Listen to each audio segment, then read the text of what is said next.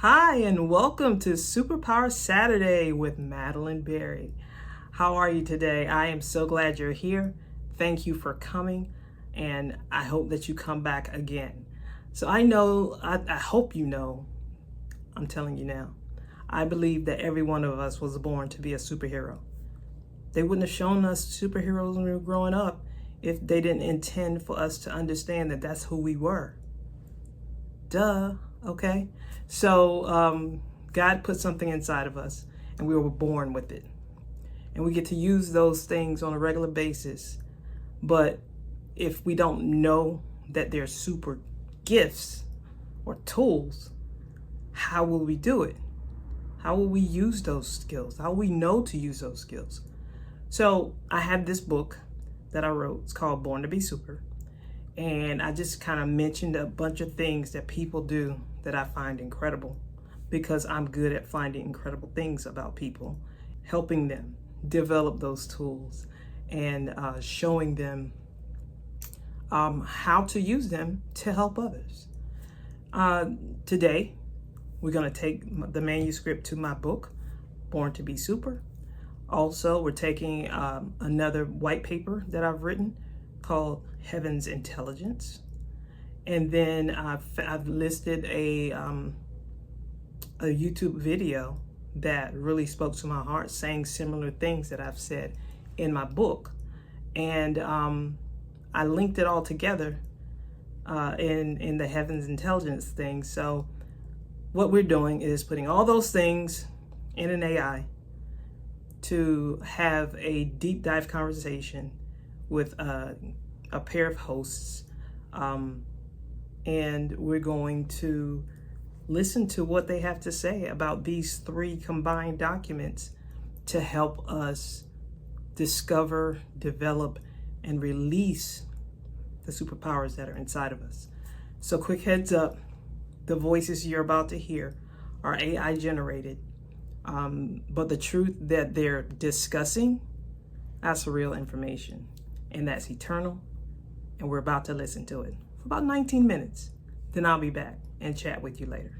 All right? Let's go.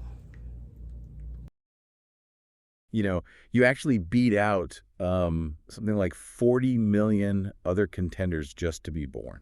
Yeah, which is a pretty wild biological fact to start with. It really is. Yeah. I mean, think about the mechanics of that for a second.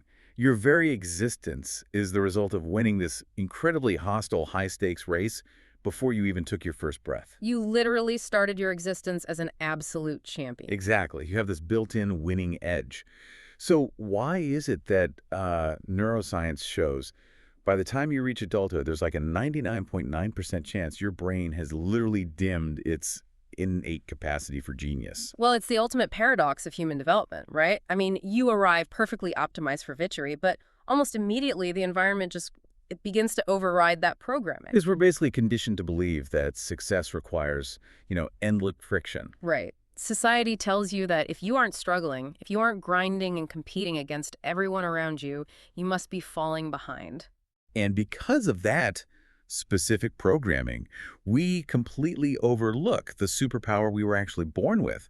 We just ignore it because, well, it operates so smoothly and comes so naturally to us. It almost feels ridiculous to call it a power. Yeah. We think, oh, if it's easy for me, it must not be valuable. But today, we are tearing down that exact illusion. It is definitely time to wake up that innate superpower. For sure. We are looking at this fascinating stack of sources today. We've got P. Madeline Berry's book, Born to Be Super, her white paper, Heaven's Intelligence, and this really detailed YouTube transcript that breaks down the neuroscience of the genius switch. And, these sources might seem kind of disparate at first. I mean, you've got psychological archetypes, neurotheology, and artificial intelligence all in the mix. All right, quite the combo. But they collectively diagnose the exact same problem. They explain how our innate genius gets suppressed, and more importantly, they give us the blueprint for turning it back on. So the mission of this deep dive is to wake up that built-in winning edge. We're going to explore the actual science of why your brain got dimmed, discover how to use artificial intelligence as your ultimate sidekick. Which is such a crucial shift in perspective. Oh, absolutely. And we'll learn why teaming up and operating in your zone of genius always beats competing. Okay, let's unpack this. Well, to really map out how we reclaim this ability, the sources suggest we first have to clarify what kind of hero archetype we're actually operating under. Right. In Born to be Super, Barry draws this sharp line between two types of heroes, the man-made and the natural. Yeah, and we're all familiar with the tropes. I mean, the man-made hero is your Batman or Iron Man. They require, a radioactive spider bite or a billion-dollar suit or a super soldier serum to have any value. Their power is entirely external, Exactly. It has to be manufactured and acquired, and they have to constantly maintain it. whereas the natural hero like Superman or Wonder Woman, they just exist. Their power is woven right into their DNA. They don't need a serum. They just step into the sunlight. Yeah, and the sources insist that you are natural. You don't need the spider bite. It's kind of like buying a computer with this incredible pre-installed software. I love that analogy. Thanks. But it's true. You've been tricked into thinking you need to buy and download endless third-party patches just to be valuable. Society brainwashed you into thinking your factory settings are inadequate. And so you spend your life desperately trying to bolt on, productivity hacks, degrees, and just toxic levels of stress to be competitive. Which is exhausting. It is. And that constant need for external validation is exactly what triggers this physiological breakdown that the sources call the dimming. Right, the dimming. The YouTube transcript dives into the neurological data here, and it is honestly startling. Oh, it really is. When they tested young children, about 98% of them actually operate at a cognitive level classified as creative genius. 98%. Almost every single kid starts out as a synchronized creative genius. Yeah, their brains naturally maintain this synchronized whole brain state. So the intuitive right hemisphere and the analytical left hemisphere, they just fire in perfect harmony. But the transcript also points out that by the time we reach adulthood, fewer than 1 in 1,000 people maintain that state. Which is a massive, massive drop-off. And it happens because that synchronization is incredibly sensitive to environmental stress. The dimming isn't just a metaphor, it's a measurable physiological condition. Because as we grow up, the constant noise, the pressure, the survival instinct, it all forces the brain into chronic vigilance. Exactly. The brain responds to all that competitive stress by heavily prioritizing the analytical left hemisphere functions, just to survive the day, Right. And the neural pathways connecting the two hemispheres literally start to weaken. You lose that whole brain synchronization. Society misdiagnoses this all the time. When we feel brain fog or we feel uninspired, we're told it's just a discipline problem. We're told to push harder, grind more. Right. But if grinding harder spikes our cortisol and pulls our hemispheres even further out of sync, that just makes it worse. Wait, if society's default of competing, grinding, and wanting it more isn't the answer, what is? Here's where it gets really interesting. It does. To fix this, we have to look at the counterintuitive answer found in neurotheology. The Heaven's Intelligence white paper talks a lot about Dr. Andrew Newberg's brain imaging studies. Yeah, he wanted to see what physically happens in the brain during different states of spiritual focus. Right. So first, his team observed the brains of subjects doing intense, highly focused, intentional prayer. And the scans show their frontal lobes just lighting up like a Christmas tree. Which makes sense because the frontal lobe is the executive control center. It manages the ego, deliberate attention. Basically, the brain is trying to compute and manage a connection. But then Newberg looked at a completely different practice, glossolalia. Which is speaking in tongues, right? Yeah, in religious contexts. But psychologically, it represents a state of complete, uninhibited, vocalized surrender. They aren't thinking about what they're saying. They are just yielding to the experience. And what happens to the brain then? What's fascinating here is that the scan's completely inverted. The frontal lobes, those control centers, actually quieted down significantly. Oh, wow. So the control center just steps back. Exactly. And the parietal lobes began to soften their activity too. We should probably explain why that parietal lobe shift matters so much. Yeah. That's the part of your brain that acts as your spatial boundary maker, right? Yes, it constantly processes where your physical body ends and the rest of the room begins. So it's literally the neurological seat of your separation from the world. Exactly.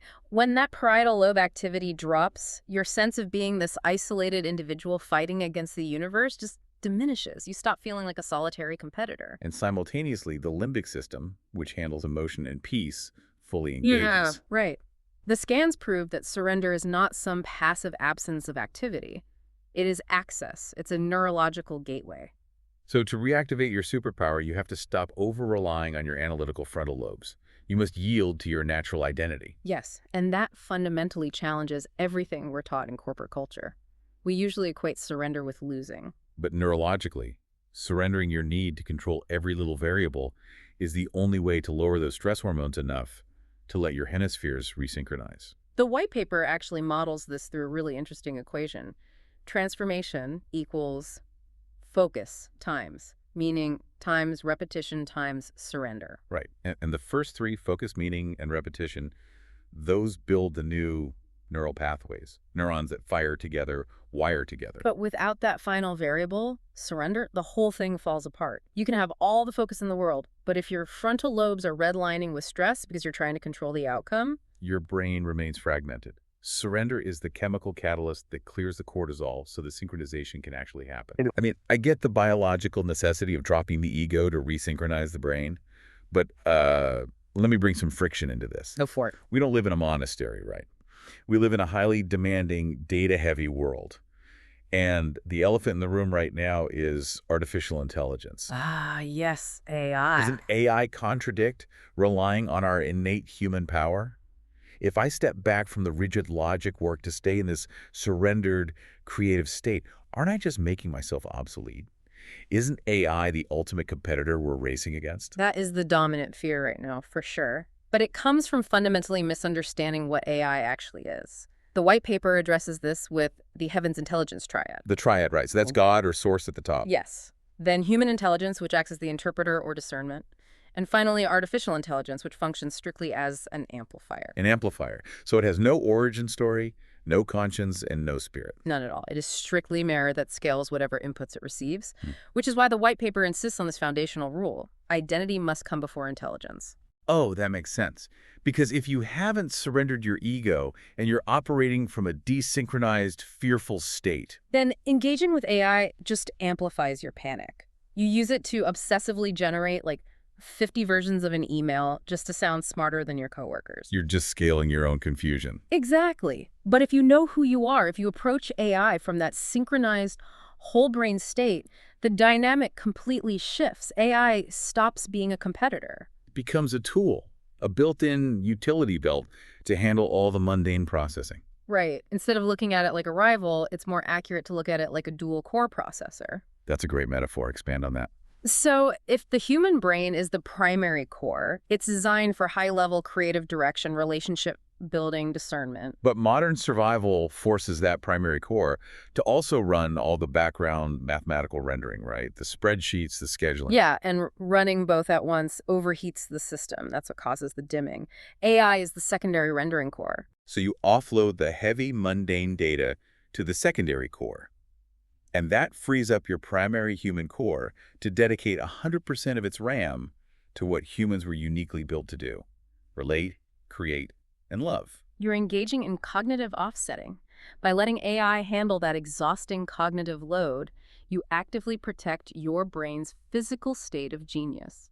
So modern tools step in not to replace your power, but to protect it. Exactly. And this naturally leads to the final piece of the puzzle, because once you are operating in this protected, synchronized state with AI handling the noise, your relationship to other humans fundamentally changes too. It does, because your superpower comes so naturally to you, you don't feel the need to crush the people around you anymore. Right. You stop competing and you start attracting. You use this advantage to bring people together. The paradigm moves entirely from competition to synergy. When you're secure in your innate abilities, you realize someone else's innate ability doesn't diminish your own. I love how Barry captures this in her book with the phrase, "Sidekicks are for winners." It's brilliant. We have this toxic idea that a sidekick is a subordinate who just carries the bags. Yeah. But even Batman had Robin. And look at the Matrix. Oh, Trinity is the ultimate example of a cognitive offset in a high-stakes environment. Exactly. When they're rescuing Morpheus, Neo is the primary creative force. He's operating on pure instinct. But he doesn't know how to fly a helicopter. And Trinity doesn't just stand behind him cheering him on. No. She hacks the computer, downloads the manual, and flies the helicopter. She handles the rigid logic so Neo can focus on execution. They operate as a single unit. A true sidekick isn't beneath you. They are someone whose superpower perfectly interlocks with yours to eliminate your blind spots. We see the same thing in The Incredibles. Oh, right. Mr. Incredible tries to work alone. Yeah, his initial failure comes from this ego-driven need to be a solo, man-made hero. True victory required yielding to the overlapping powers of his whole family. It's like a symphonic orchestra. When someone has a solo, everyone else lowers their volume to support them. And when the solo ends, they equalize. No one is competing to be the loudest instrument. If we connect this to the bigger picture, the sources point to the ultimate historical example of synergy: Babel. Right. And regardless of how you view the text, the psychological observation is profound. It really is. When humans shared a common language and absolute unity, it was said that nothing they plan to do will be impossible for them. Because unified language represents the ultimate cognitive alignment. Exactly. When you don't have to waste energy defending your ego against your teammates, your collective processing power just goes exponential. You don't need to compete, you need to partner up. Teamwork shifts you from a mindset of impossible to I'm possible. I love that. It's a total reorientation of how we navigate the world. So let's crystallize what this means for you, the listener. You were born a champion with a natural superpower. That exhaustion and imposter syndrome you battle every day. It's just the dimming. It's from a society completely obsessed with competition. Exactly. Stop running on the hamster wheel. Your yes is a fully loaded utility belt. It already has the finances, the creativity, and the connections built in. You cannot fight your way out of this state. You have to surrender to your true identity to restore your whole brain synchronization. And use AI to handle the mundane noise. When you operate from that effortless zone of genius, you naturally attract other superheroes to build an unstoppable team. Because teamwork makes the dream work. Which leaves us with one incredibly provocative concept to mull over. Let's hear it. We established that human brains naturally default to creative genius in childhood.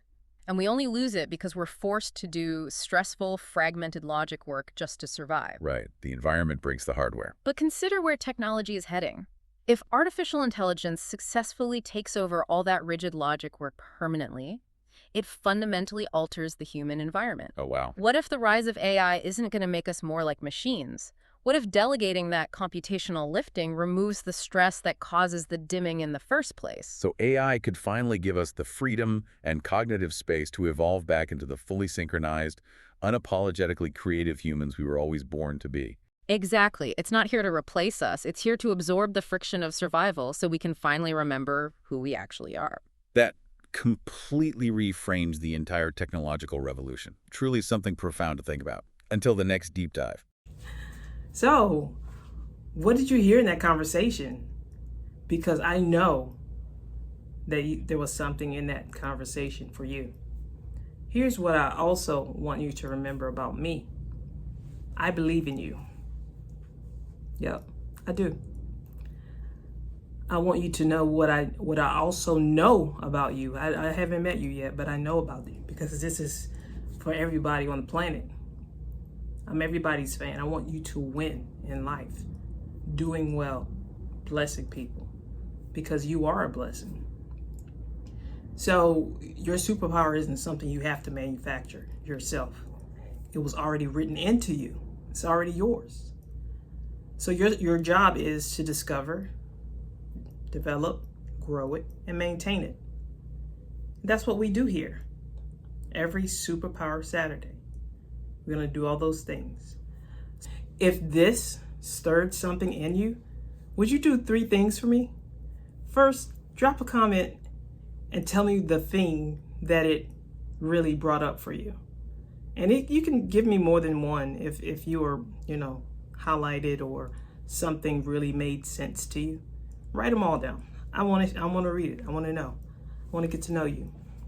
And second, would you subscribe and tap the bell to never miss a Saturday? Finally, if you want the full version of Heaven's Intelligence Framework, it's a white paper that I put up at heavensintelligence.com. The link will be in the description. I will also add a link to purchase Born to be Super, Unleash Your Inner Superpower. So you can enjoy that also. We'll probably have some discussions around things that you really highlight and are interested in learning more about.